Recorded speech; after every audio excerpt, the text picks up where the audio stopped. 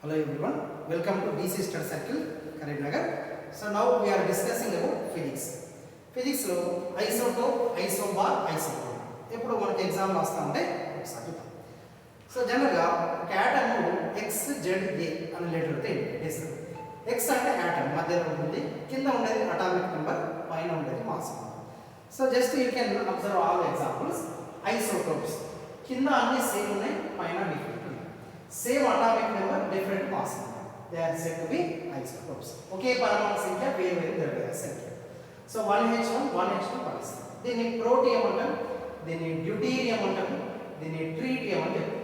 Okay, so కింద same ఉంటాయి, పైన డిఫరెంట్. ఐసోబార్ కింద డిఫరెంట్ ఉన్నాయి, పైన same. Means same mass number ఉన్నాయి, different atomic number. Different atomic number, same mass number. So ఒకే ద్రవ్యరాశి సంఖ్య, వేరు వేరు పరమాణు సంఖ్య ఉంటే వాటిని isobar. Next isotope. So you can observe all of examples. So ఇక్కడ మనకు 6C14 7 and 15 ఉన్నాయి. కింద డిఫరెంట్ ఉన్నాయి, పైన డిఫరెంట్ ఉంది. సో ఇక్కడ చూడండి, కింద సేమ్, పైన డిఫరెంట్. ఇక్కడ పైన సేమ్, కింద డిఫరెంట్. ఇక్కడ అన్ని డిఫరెంట్ ఉన్నాయి. అట్లా ఉంటే వాటి ఐసోటోప్ అంటాం. బట్ ఏమి సేమ్ ఉంది అంటే నెంబర్ ఆఫ్ న్యూట్రాన్స్ సేమ్ ఉంటాయి. న్యూట్రాన్ అంటే ఏం లేదు, so mass number minus atomic number. So 14 - 6 and 15 - 7 both are same. అంటే సేమ్ నెంబర్ ఆఫ్ న్యూట్రాన్స్ ఉంటే ఐసోటోప్ అంటాం. యాక్చువల్గా ఈ ఐసోటోప్స్ యొక్క యూజెస్ మనం చూద్దాం. సోడియం ఐసోటోప్స్ మన శరీరంలో రక్తం గడ్డగడ్డ ప్రాంతాలు గుర్తించడానికి వాడతాము. అంటే బ్లడ్ క్లాటింగ్ ఉంటుంది కదా, అది. Next carbon isotopes.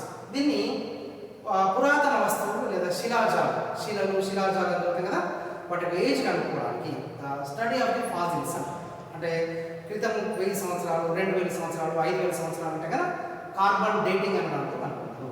Next iodine isotopes. ఇవి థైరాయిడ్ గ్రంథి పనితీరుని గమనించడానికి. అంటే నీకు థైరాయిడ్ ఎక్కువ ఉందా, తక్కువ ఉందా. సో తక్కువ ఉంటే హైపో అంటాము, ఎక్కువ ఉంటే hyper thyroidism. Next cobalt isotopes. ఇది క్యాన్సర్ కణాలను నయం చేయడానికి వాడతాము. ఇవి మనకు ఐసోటోప్స్ యొక్క యూజెస్.